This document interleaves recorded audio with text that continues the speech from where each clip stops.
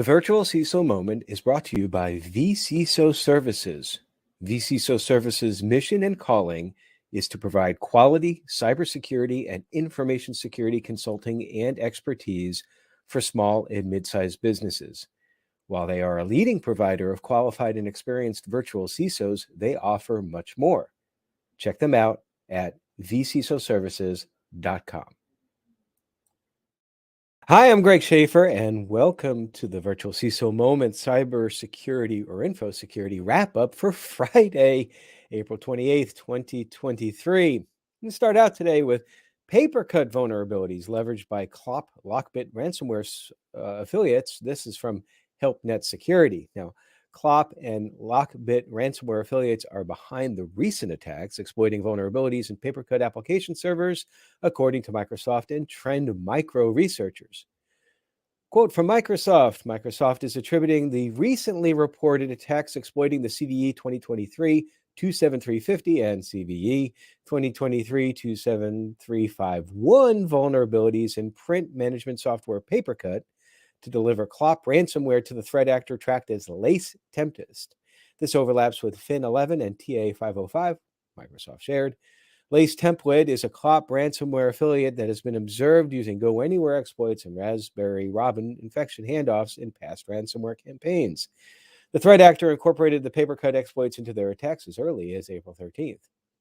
The attackers are attempting to steal LSASS or LELSAS, a little tongue twisting this morning, credentials, deliver TrueBot downloader malware, and a Cobalt Strike beacon implant. The move laterally within the target's network by using Windows Management and Instrumentation, WMI, and exfiltrate files via the MegaSync file sharing app. Now, admins are advised to upgrade to one of the versions with fixes for both. Those versions are listed in the article, especially because a POC for CVE 2023-273050 has been publicly released, so more threat actors could start using it. Info Security magazine reports the Ukrainian cyber police have arrested a 36-year-old man from the western city of Netyshin on suspicion of selling data to Russian buyers on hundreds of millions of victims. The police turned up with, this is going to be a hard one to pronounce, Savayatoshin District Prosecutor's Office to track down the individual who is said to have sought buyers for the stolen personal information on closed Telegram groups and channels. You can read more in the article. Databases discovered by the officers contain information including passport details, taxpayer numbers, birth certificates, driver's licenses, and bank account data on an estimated 300 million Ukrainian and EU citizens. Now, the man is said to have sold this stolen data for anywhere between $500 and $2,000, depending upon the volumes involved, and received payments in currencies that are banned in Ukraine, according to the police. Not only did the suspect attempt to obstruct the investigation, but he also attacked a police officer during the arrest. At the property, officials seized mobile phones, dozens of hard drives, SIM cards, and computer and software equipment. Ukrainian cybercrime remains a potent force, with European citizens often the victims. In November of 2022, police swooped in on 5 Ukrainian members of a transnational fraud gang responsible for an estimated $200 million in losses. An OS that resists ransomware? I'll have that in 30 seconds.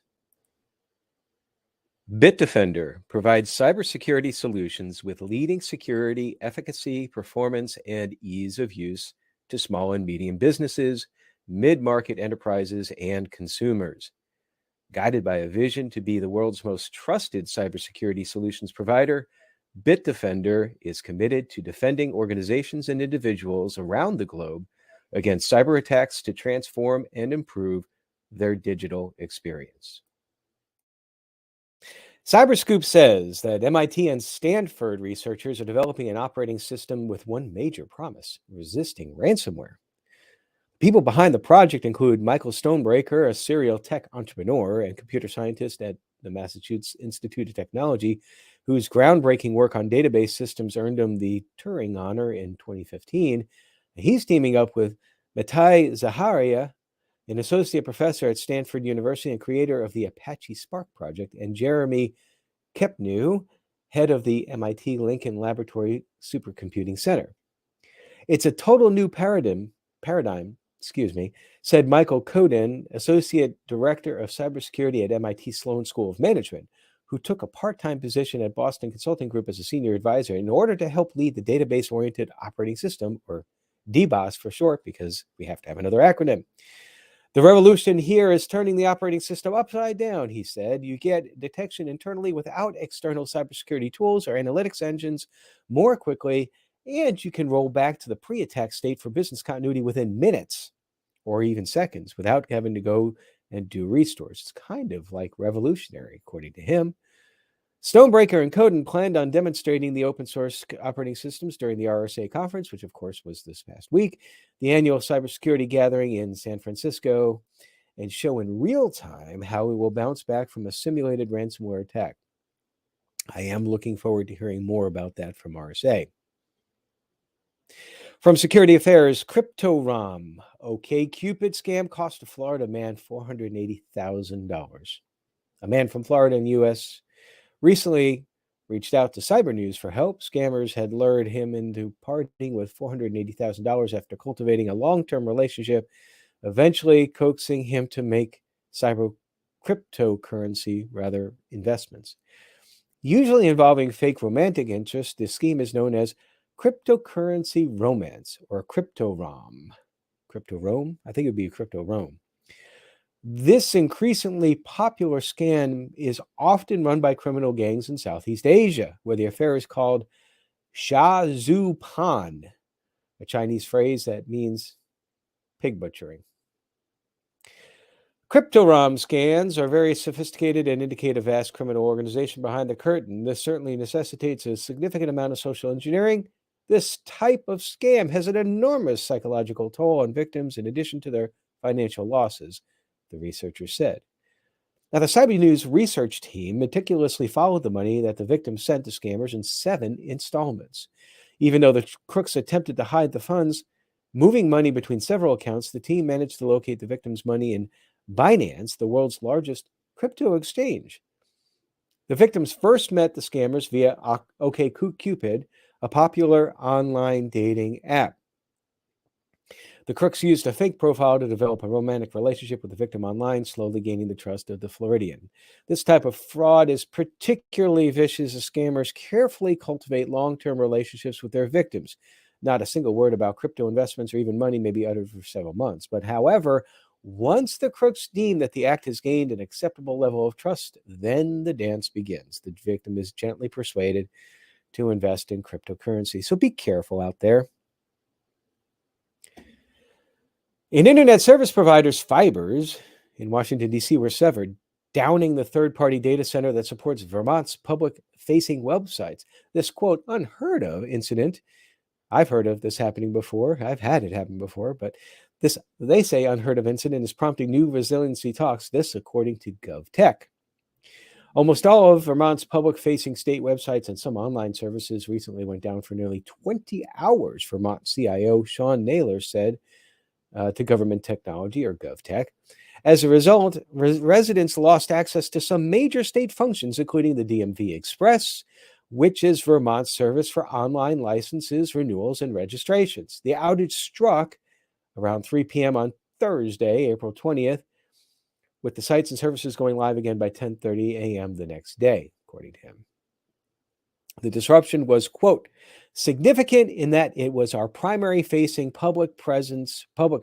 presence, and all of our websites, but services were able to still be offered through in-person options, Naylor said. He also said that state websites went out after the company that handles much of Vermont's web hosting and content management lost internet at its DC-based data center. The company in question, Tyler Technologies, told GovTech that this outage hit when its network's vendors' fiber connections were severed, impacting us as well as other organizations, quote. That network vendor is AT&T, Naylor said. AT&T, however, did not respond to a request for comment by press deadline. Now, the state intends to use this incident as a learning opportunity, and Naylor said it is in discussions with Tyler about the disaster recovery testing and practices. So when I said that this is not exactly unheard of, I remember one time when we had a fiber cut at Middle Tennessee State University that brought down all services right near our baseball stadium. This was back in 2006. Maybe the unheard of aspect is that it happened so far away geographically, but certainly fiber cuts have been around for a long time. Here's a bit of good news. The National Cybersecurity Alliance launches HBCU scholarship program. This is their historically Black colleges and universities scholarship program, established in partnership with One in Tech and ISACA Foundation. The initiative will provide support to individuals who are currently underrepresented in the industry by ensuring equitable access and advancements within the cybersecurity and tech careers.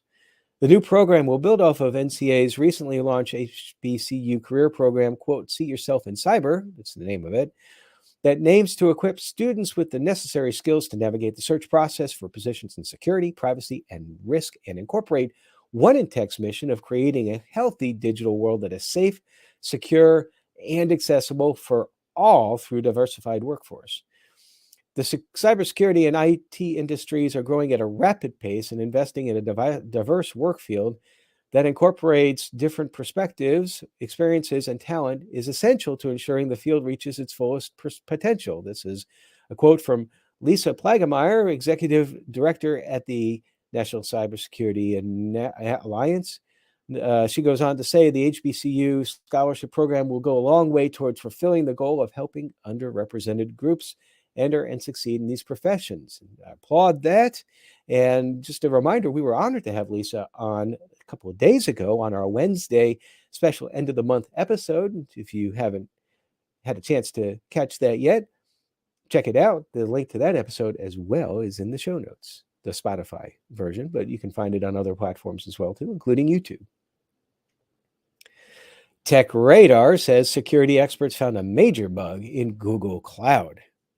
Security experts SADA claim to have found a severe vulnerability in the Google Cloud platform, which has since been patched by the tech giant. Known as ACID key theft, the vulnerability would have potentially allowed threat actors to steal the private keys of Google Cloud Service accounts. In a statement, SADA said that it believed the flaw would, quote, have given attackers a persistent and reliable method for abusing a Google Cloud environment. SADA notified Google of the issue in its cloud hosting business via the Bug Hunters program, where researchers can alert the tech giant of flaws they find in its products in a safe and secure manner. We commend Google Cloud for how quickly and thoroughly they responded when we brought this bug to their attention. We're proud of the work that SADA's engineers put into ensuring that our customers' data remains safe. The OpenAI blog has new ways of managing your data in ChatGPT. You can now, if you're a ChatGPT user, you can now turn off your chat history, allowing you to choose which conversations can be used to train their models. Conversations that are started when chat history is disabled won't be used to train and improve their models and won't appear in the history sidebar. These controls, which are rolling out to all users in ChatGPT, can be found in ChatGPT settings, can be changed at any time. You can find out more information on their blog post, link in the show notes. Finally, shout out for a new podcast. The Cyber Ninja podcast from Darius Davis highlights and brings to the forefront Black practitioners, executives, and their allies. Guests will be providing success stories, struggles, plus day-in-the-life interviews. They'll even dive into lifestyle reviews as well as tips on how you can get in cybersecurity and advance your career. Always happy to promote some new work, so best of luck, Darius, with this new endeavor. Looking forward to hearing the first episode. And that's it for today. I hope you have an absolutely awesome weekend. We'll see you on Monday for the quick strike bright and early. Hopefully I won't be as tongue-tied by then. Until then, stay secure.